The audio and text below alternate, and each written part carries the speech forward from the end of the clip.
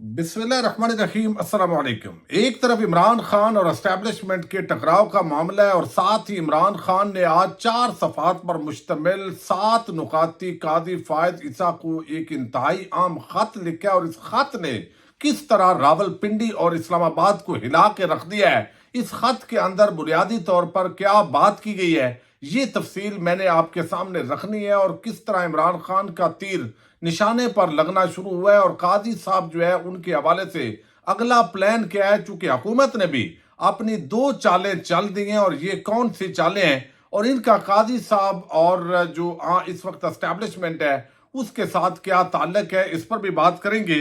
दूसरी तरफ रात को हमने देखा कि कसूर के अंदर एक जमे गफीर था और यकीनी तौर पर नून लीग की हुकूमत हो, फिर इजाज़त भी ना दे, शार्ट नोटिस पे हज़ारों लोगों का जमा होना, ये इस वक्त नून लीग की सफ़ों के अंदर एक कोराम मचा हुआ है। मरियम नवाज ने मलक अहमद खान के साथ क्या किया है, ये एक आम कोर्ट रिपोर्टर है, उन्होंने खबर दी है, इस पर भी बात करेंगे। उम्मीद है वीडियो समाप्त करने के बाद हमेशा की तरह आप अपने कीमती फीडबैक से ज़रूर आगाह करेंगे।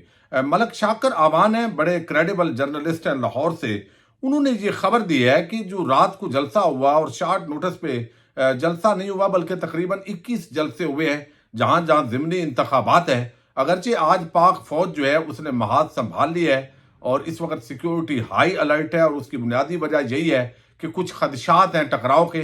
पुलिस के साथ रेंजर्स और पाक फौज वो अपनी ड्यूटी सर अंजाम दे रही है। फार्म 45 के अंदर ही इस वक्त डाके का जो इतलात हैं वो आ रही हैं। अब देखते हैं इसको किस तरह तहरीक इंसाफ के जो लोग हैं वो मैनेज करते हैं। अच्छा, दूसरी तरफ उन्होंने कहा है शाकर आवान ने कि मरियम नवाज ने मलिक अहमद खान की क्लास ले ली। कैसे तहरीक इंसाफ कसूर में इतना बड़ा जलसा करने में कामयाब हो गई? जब इंतजामिया पुलिस और सब कुछ आपके कंट्रोल है तो फिर इतना बड़ा जलसा क्यों हुआ? ये नशिस्त किसी भी सूरत तहरीक इंसाफ को ना मिलने पाए। कसूर में इंतजामिया समेत बड़े भाई हरकत में आ चुके हैं। बड़े भाई छोटे भाई आपको इल्म है, ये दुबई से बेसिकली इनका ताल्लुक है, पाकिस्तान से ताल्लुक है लेकिन दुबई में होते हैं और ये इस वक्त जो है वो टर्म बहुत ज़्यादा यूज हो रही है और बावन नगर वाक़े के बाद ये बड़े भाई और छोटे भाई एक दफ़ा फिर जो है वो बड़े मारूफ हो गए। अच्छा, दूसरी तरफ हुकूमत ने भी अपनी 2 चालें चली हैं। एक जो चाल है उसका ताल्लुक तो बराह रास्त कादी फायद ईसा साहब से है और यानी कहा जा रहा है लेकिन इससे आप कह सकते हैं कि वो मुस्तफीद हो सकते हैं और वो ये है कि जो हम सुन रहे थे कि जो मुद्दत है उसके अंदर इजाफा कर दिया जाएगा। तो जजेस की एज सच मुद्दत के अंदर इजाफा नहीं हुआ लेकिन उम्र जो है उसकी हद बढ़ा दी गई है, यानी वो 65 साल से बढ़ा के जो है वो अनलिमिटेड कर दी गई है आज हुकूमत की तरफ से। वफाकी काबीना ने इसको बाज़ाब्ता तौर पर मंजूर कर लिया है। अब जो खबर है वो अभी ज़राए के हवाले से चल रही है लेकिन वफाकी काबीना के ज़राए से है, अभी तक इसकी तरदीद नहीं आई तो इसलिए इसको कंफर्म खबर समझा जा सकता है। कहा गया कि वफाकी काबीना ने आम तैनातियों में 65 साल तक उम्र की हद खत्म कर दी है। तैनातियों में पीटीआई दौरे हुकूमत की पॉलिसी में तरमीम कर दी गई है। तरमीम के लिए वफाकी काबीना से सर्कुलेशन के जरिए समरी की मंजूरी ली गई है। काबीना ने स्पेशल प्रोफेशनल पे स्केल्स पॉलिसी 2019 में तरमीम की मंजूरी दी है। तैनातियों के लिए 65 साल तक उम्र की शर्त खत्म कर दी गई है। स्पेशल प्रोफेशनल पे स्केल्स के तहत तैनातियों के लिए उम्र की बलाई हद नहीं होगी। अब 65 साल के बाद तैनाती और मौजूदा तैनाती में 65 साल के बाद तोसी हो सकेगी। वज़ीर ख़जाना औरंगज़ेब जो है उन्होंने तजवीज़ की थी और इसके अंदर कुछ तो मालियाती मामला से रिलेटेड है लेकिन इसके अंदर जो है वो काजी साहब के चीफ जस्टिस की हैसियत से तोसी का जो रास्ता है वो बताया जा रहा है कि हमवार हो गया है। अच्छा, दूसरी जो चाल है वो हुकूमत और चलने जा रही है और उससे भी कई शिकार कर रही है। यानी एक तरफ हमारे आपको इल्म है जो आर्मी चीफ साहब हैं वो सोशल मीडिया को शैतानी मीडिया कहते हैं। काजी फायद ईसा साहब भी कहते हैं कि ये एक अजीब किस्म का नया मीडिया आ गया है। हुकूमत जो है उसके लिए भी यही परेशानी है चूंकि इसी ने इस हुकूमत पार्टियों की बैंड बजाई है। चूंकि सोशल मीडिया के जरिए तमाम तर सख्तियों और जुल्म बर्बरियत के बावजूद जो है वो लोगों ने इमरान खान को वोट दिया है, बयानिया उनका चला है। तो अब जो है वो पंजाब हुकूमत एक बिल ला रही है और बताया गया है कि इस बिल के तहत जो सोशल मीडिया है उसको कंट्रोल किया जाएगा और कंट्रोल करने का ये एक नया तरीका है। आज की डान के अंदर भी छपा है और खबर ये बताई गई है کہ سوشل میڈیا قانون جو ہے وہ اس کے لیے نیا قانون لا رہی ہے مریم حکومت، اور اس کے اندر نئے قانون کے تحت سائبر کیسز سے متعلق نئی انویسٹیگیشن بھی قائم کی جائے گی۔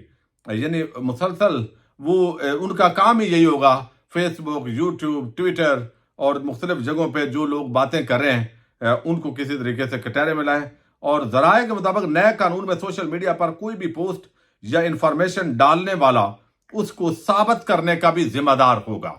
اب یہ جو بات ہے، ایک طرف آپ نیب کیسد ہیں جی، جس نے بنائے ہیں وہ ثابت بھی کرے، تو بھئی آپ اپنی بے گناہی ثابت کر دیں۔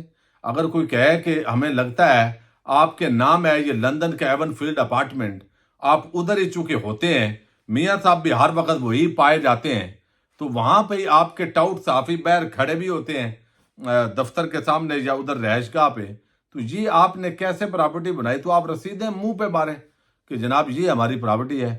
تو اب سوشل میڈیا جو ہے وہ خبر ثابت کرے، ثابت اب ہر خبر تو نہیں کی جا سکتی، اور اس تناظر کے اندر مقصد کیا ہے؟ مقصد یہ ہے کہ یہ کہا جائے کہ یہ فیک نیوز کو کاؤنٹر کرنے کے لیے ہے؟ نہیں، یہ بیسیکلی پریشرائز کرنے کے لیے، کسی کو بھی آپ اٹھائیں گے اور اس بنیاد پہ اندر ڈالیں گے، یہ پاکستان کے اندر چلتا ہے۔ تو یہ دو چالیں تو چلی ہیں اس وقت جو ہے وہ حکومت اس نے چلی ہیں۔ اچھا، دوسری طرف جو ہے عمران خان نے خط لکھ دیا ہے۔ یہ جو خط ہے 4 صفحات پر مشتمل ہے، 7 اس کے نقاط ہیں۔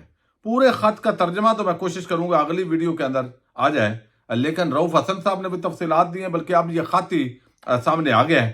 اس کے مطابق بنایا گیا جو قاضی صاحب ہیں ان کو اس تمام تر ہولناکیوں کا ذمہ دار قرار دیا گیا ہے، اور پوچھا گیا ہے قاضی صاحب یہ ظلم ہو رہا ہے، یہ زیادتی ہو رہی ہے ہمارے ساتھ جس طرح پارٹی کے ساتھ ہوا، آپ کیا توسیع لینے جا رہے ہیں؟ کیا اس کا فائدہ آپ اٹھانے جا رہے ہیں؟ یہ سوال بھی اس کے اندر جو ہے وہ ڈالا گیا ہے، بتایا گیا ہے۔ اچھا، چیف جسٹس سپریم کورٹ کے نام جو خط لکھا ہے اس میں پی ٹی آئی کے کارکنوں پر ریاستی ظلم کی نشاندہی کی گئی ہے، انصاف کی فراہمی کا مطالبہ کیا گیا ہے، چیف جسٹس سے اپنے عہدے سے مستعفی ہونے کا مطالبہ بھی کیا گیا ہے۔ یعنی قاضی صاحب استعفیٰ دے دیں، چونکہ آپ انصاف نہیں دے رہے، آپ اس کرسی کے لائق نہیں ہیں۔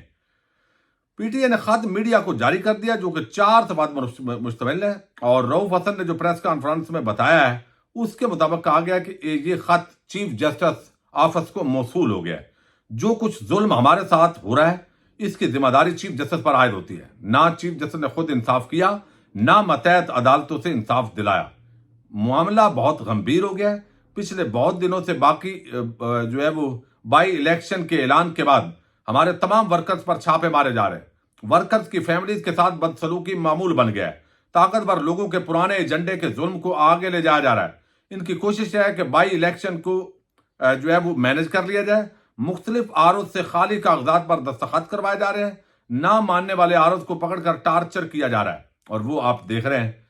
قابض لوگ ہر طریقے سے پی ٹی آئی کو نشانہ بنا رہے ہیں، یہ ہمارے ساتھ جو کریں اس سے حوصلے پست نہیں ہوں گے۔ 8 فروری کو بھی انٹرنیٹ معطل کیا گیا، اور اب پھر انٹرنیٹ سروسز معطل کرنے کی بند کرنے کی سزا جو ہے وہ نوید سنا دی گئی ہے۔ صنم جاوید عالیہ کو دوبارہ گرفتار کر کے سرگودا شفٹ کیا گیا، ہمارے تمام قیدیوں کو برے طریقے سے۔ تو اس کے اندر ایک نقطہ یہ بھی ہے کہ جو قیدی ہیں ناجائز طریقے سے ان پر کس طرح جو ہے وہ ضیاء کے زمانے کے اندر، مشرف کے زمانے میں اس طرح کا جو ہے وہ ہولناکی نہیں تھی جو اب ہے۔ پھر انہوں نے کہا کہ یہاں پہ چیف جسٹس قانون کی دھجیاں اڑا رہے ہیں اور ماتحت عدلیہ کا بھی نظام نہیں برقرار رکھ سکے۔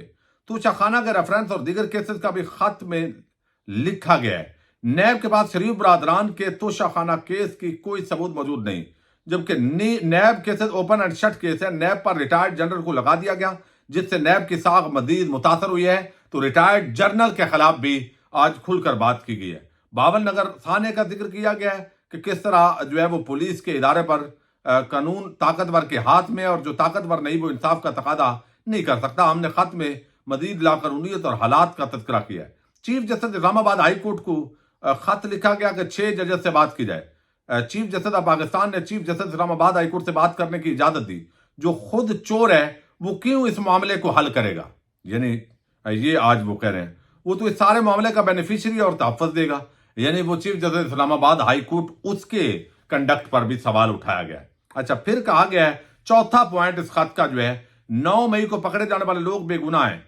एक खातून आयशा है जिस पर 4 किस्म के मुकदमात दर्ज किए गए जो सैकड़ों मील दूर है। मिलिट्री कोर्ट में ट्रायल पीटीआई के लोगों को सजा देना है, बाकी तमाम हकीकी कच्चे और पक्के के चोरों को रियासत का तहफ़्फ़ुज़ हासिल है।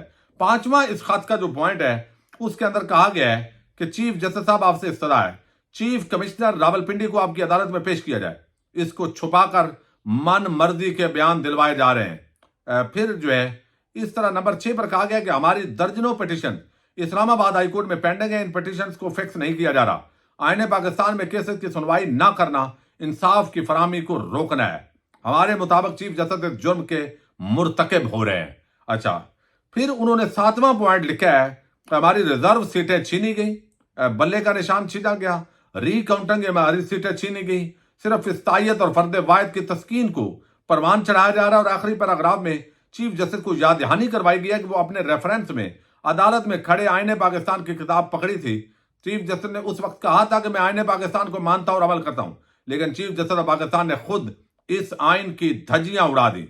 हमारा तकादा है कि चीफ जस्टिस ऑफ पाकिस्तान को अपनी गद्दी छोड़ देनी चाहिए और वो या तो आईने पाकिस्तान को सही तरीके से अमल दरामद करवाएं या फिर चोरों और लुटेरों का तहफ़्फ़ुज़ फराहम न करें और कुर्सी से उतर जाएं।